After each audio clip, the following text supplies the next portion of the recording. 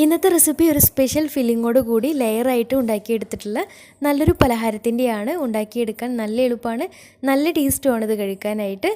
അപ്പോൾ ഇഫ്താറിൻ്റെ സമയത്തായാലും അല്ലെങ്കിൽ വൈകുന്നേരം ചായയുടെ കൂടെയൊക്കെ നല്ലൊരു ചായക്കടിയൊക്കെ ആയിട്ട് ഉണ്ടാക്കിയെടുക്കാൻ പറ്റിയ, ഏത് സമയത്തായാലും ഉണ്ടാക്കി കഴിക്കാൻ പറ്റിയ ഒരു അടിപൊളി പലഹാരമാണ്. തീർച്ചയായിട്ടും ട്രൈ ചെയ്ത് നോക്കുക. അപ്പോൾ എങ്ങനെയാണ് ഈ ഒരു പലഹാരം തയ്യാറാക്കുന്നത് നോക്കാം. അപ്പോൾ ഈ ഒരു പലഹാരം തയ്യാറാക്കി എടുക്കാനായിട്ട് ആദ്യം തന്നെ ഒരു നോൺ സ്റ്റിക്കിൻ്റെ പാൻ സ്റ്റൗവിൽ വെച്ചിട്ടുണ്ട്. എന്നിട്ട് ഇതിലേക്ക് 1.5 ടേബിൾ സ്പൂൺ നെയ്യ് ഒഴിച്ചു കൊടുക്കാം. നെയ്യ് നന്നായിട്ട് മെൽറ്റായിട്ട് വന്നാൽ ഇനി ഇതിലേക്ക് കുറച്ച് അണ്ടിപ്പരിപ്പ് ഒന്ന് ബ്രൗൺ കളറാക്കി എടുക്കാം. ഏകദേശം ഒന്നായി വരുന്ന സമയത്ത് അതിലേക്ക് കുറച്ച് ഉണക്കമുന്തിരി കൂടി ചേർത്ത് കൊടുത്തിട്ടുണ്ട്. രണ്ടുമായി കഴിഞ്ഞാൽ ഇനി ഇതിലേക്ക് ചേർത്ത് കൊടുക്കുന്നത് 2 മീഡിയം സൈസുള്ള ക്യാരറ്റ് ഇതുപോലെ ചെറുതായിട്ട് ഗ്രേറ്റ് ചെയ്ത് എടുത്തിട്ടുള്ളതാണ്. അപ്പോൾ അതും കൂടി ചേർത്ത് കൊടുക്കാം. കൂടെ തന്നെ ഒരു 3 ടേബിൾ സ്പൂൺ പഞ്ചസാര കൂടെ ചേർത്തിട്ട് നന്നായിട്ടൊന്ന് വഴറ്റിയെടുക്കാം. ആ ക്യാരറ്റിൻ്റെ ഒരു പച്ചച്ചൊക്കെ മാറിയിട്ട് നന്നായിട്ടൊന്ന് സോഫ്റ്റായിട്ട് കിട്ടണം. ക്യാരറ്റ് നന്നായിട്ട് വെന്ത് കിട്ടിയാൽ ഇനി അത് പാനിൽ നിന്ന് മാറ്റിയതിന് ശേഷം ഇനി ഇതിലേക്ക് ഒരു 1/2 ടേബിൾ സ്പൂൺ നെയ്യ് ഒഴിച്ചിട്ട് മെൽറ്റായിട്ട് വന്നാൽ ഇനി ഇതിലേക്ക് 2 മീഡിയം സൈസിലുള്ള നേന്ത്രപ്പഴം ഇതുപോലെ ചെറുതായിട്ട് കട്ട് ചെയ്തെടുത്തിട്ടുണ്ട്. അപ്പോൾ അതും കൂടി ഇതിലേക്ക് നെയ്യിലേക്ക് ഇട്ടിട്ട് നന്നായിട്ടൊന്ന് വഴറ്റിയെടുക്കാം. അപ്പോൾ പഴമൊക്കെ നന്നായിട്ട് കളർ മാറി നന്നായിട്ടൊന്ന് വഴന്ന് കിട്ടണം.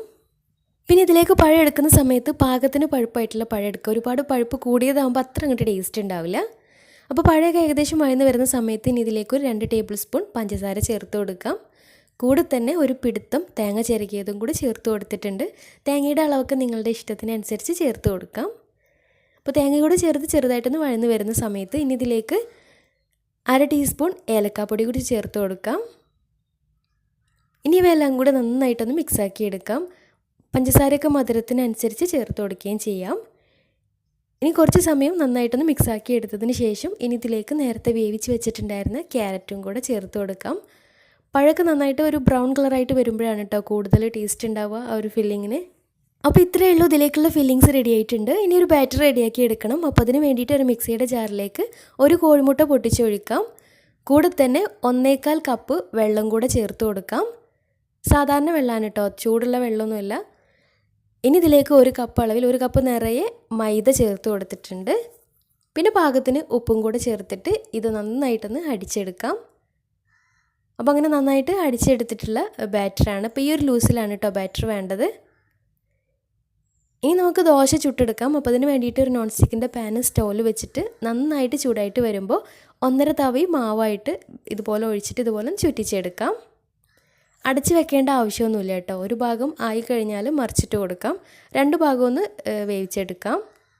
പെട്ടെന്ന് റെഡിയായിട്ട് കിട്ടും കേട്ടോ. കനം കുറഞ്ഞിട്ടുള്ള ദോശ ആയത് കാരണം പെട്ടെന്ന് തന്നെ റെഡിയായിട്ട് കിട്ടും. അപ്പോൾ ഇതേ രീതിയിൽ ബാക്കിയുള്ളതും ചുട്ടെടുക്കാം. പിന്നെ ഒരു കാര്യം, ഇതുപോലുള്ള നല്ല നല്ല റെസിപ്പീസിനായിട്ട് ചാനൽ സബ്സ്ക്രൈബ് ചെയ്യാത്തവരുണ്ടെങ്കിൽ സബ്സ്ക്രൈബ് ചെയ്യാൻ മറക്കരുത്. തൊട്ടടുത്തുള്ള ബെല്ലൈക്കണും കൂടെ ഒന്ന് ക്ലിക്ക് ചെയ്താൽ പുതിയ വീഡിയോസിൻ്റെ നോട്ടിഫിക്കേഷൻസൊക്കെ പെട്ടെന്ന് തന്നെ കിട്ടുകയും ചെയ്യും. അപ്പോൾ എല്ലാ ദോശയും ഇതേ രീതിയിൽ ചുട്ടെടുത്ത് കഴിഞ്ഞാൽ ഇനി ഇതിലേക്ക് ചെറിയൊരു ബാറ്ററും കൂടെ റെഡിയാക്കി എടുക്കുന്നുണ്ട്. അപ്പോൾ അതിന് വേണ്ടിയിട്ട് ഒരു ബൗളിലേക്ക് 3 കോഴിമുട്ടയും അതുപോലെ തന്നെ 4 ടേബിൾ സ്പൂൺ പഞ്ചസാര കൂടെ ചേർത്ത് നന്നായിട്ട് മിക്സാക്കി എടുക്കാം. പഞ്ചസാര മധുരം നോക്കിയിട്ട് കുറച്ചൊരു മധുരം വേണം കേട്ടോ ഈ ഒരു ബാറ്ററിന്. പിന്നെ ഇതിലേക്ക് 1/2 ടീസ്പൂൺ ഏലക്കാപ്പൊടി കൂടെ ചേർത്ത് നന്നായിട്ട് മിക്സാക്കി എടുത്താൽ ഇനി നമ്മുടെ സ്നാക്ക് സെറ്റ് ചെയ്ത് തുടങ്ങാം. അപ്പോൾ അതിന് വേണ്ടിയിട്ട് ആദ്യം തന്നെ ഒരു കടായിൽ ആദ്യം കുറച്ച് 1/2 ടേബിൾ സ്പൂൺ നെയ്യൊന്ന് താഴ്ഭാഗത്ത് ഒന്ന് മെൽറ്റാക്കി എടുത്തിട്ടുണ്ട്. എന്നിട്ട് നമ്മൾ റെഡിയാക്കി വെച്ചിട്ടുള്ള ഓരോ ദോശയും ഈ ഒരു മുട്ടയുടെ മിക്സിലൊന്ന് മുക്കിയിട്ട് താഴ്ഭാഗത്ത് വെച്ച് കൊടുക്കാം. എന്നിട്ട് അതിന് മുകളിലേക്കായിട്ട് നമ്മൾ റെഡിയാക്കി വെച്ചിട്ടുള്ള ഫില്ലിങ്സ് വെച്ച് കൊടുക്കാം. പിന്നെ അതിന് മുകളിൽ നമ്മൾ ആ ഒരു ദോശ മുട്ടയുടെ ബാറ്ററിൽ മുക്കിയിട്ട് വെച്ച് കൊടുക്കാം. ഇതുപോലെ ലെയറായിട്ട് വെച്ച് കൊടുക്കാം. അപ്പോൾ ഓരോ ലെയറിൻ്റെ അടുക്കും ഇതുപോലെ ഫില്ലിങ്സ് വെച്ചിട്ട് ഇതുപോലെ ലെയറാക്കി എടുക്കാം. നമ്മൾ ചട്ടിപ്പത്തിരിയൊക്കെ ഉണ്ടാക്കുന്ന രീതിയിൽ ചെയ്തെടുക്കാം. അപ്പോൾ ഇങ്ങനെ ഉള്ളിലുള്ള ഫില്ലിങ്സ് നമുക്ക് വേണമെങ്കിൽ ഇതുപോലെ പഴം വെച്ചിട്ട് തന്നെ ചെയ്യണമെന്നൊന്നുമില്ല. വെറും തേങ്ങ നെയ്യിലിട്ടൊന്ന് പഞ്ചസാരയും ഏലക്കാപ്പൊടി ഇട്ടിട്ട് വറുത്തിട്ട് ചെയ്തെടുത്താലും നല്ല ടേസ്റ്റാണ്. ഇടയ്ക്ക് നട്ട്സ് ഉണ്ടായാലും നല്ല ടേസ്റ്റ് തന്നെയാണ്. അപ്പോൾ എല്ലാ ലെയറും ഇതുപോലെ സെറ്റ് ചെയ്തെടുത്ത് കഴിഞ്ഞാൽ ഇനി അവസാനത്തെ ലെയറിൽ ഇതുപോലെ കുറച്ച് ഫില്ലിങ്സും ഇതുപോലെ നട്ട്സും വെച്ച് കൊടുത്തിട്ടുണ്ട്. എന്നിട്ട് ബാക്കി വന്നിട്ടുള്ള മുട്ടയുടെ ബാറ്റർ സൈഡിലൂടെയും മുകളിലൂടെയൊക്കെ ആയിട്ട് ഒഴിച്ചിട്ട് ഒന്ന് ലെവൽ ചെയ്ത് കൊടുക്കാം. ഇനി അടച്ച് വെച്ച് ലോ ഫ്ലെയിമിലിട്ടിട്ട് ഒരു 15 മിനിറ്റ് വേവിച്ചെടുക്കാം. നിങ്ങളെടുക്കുന്ന പാനിനനുസരിച്ചൊക്കെ ടൈമിൽ വ്യത്യാസം ഉണ്ടാവും. അപ്പോൾ ഏകദേശം ഒരു 15 മിനിറ്റ് ആയപ്പോൾ തന്നെ കറക്റ്റായിട്ട് വെന്ത് സെറ്റായിട്ട് കിട്ടിയിട്ടുണ്ട്.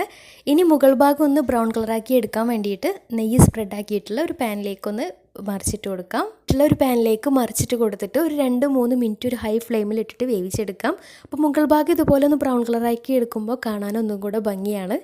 പിന്നെ ഈ ദോശ ചുട്ടെടുത്ത സമയത്ത് അതിലേക്ക് 1 ടേബിൾ സ്പൂൺ പഞ്ചസാര കൂടെ ചേർത്ത് കൊടുത്തിട്ടുണ്ടായിരുന്നു കേട്ടോ. നിർബന്ധമൊന്നുമില്ല, ദോശയിലും കൂടി ചെറിയൊരു മധുരം ഉണ്ടാകുമ്പോൾ ഒന്നും കൂടി ടേസ്റ്റ് ആവുമെന്ന് മാത്രം.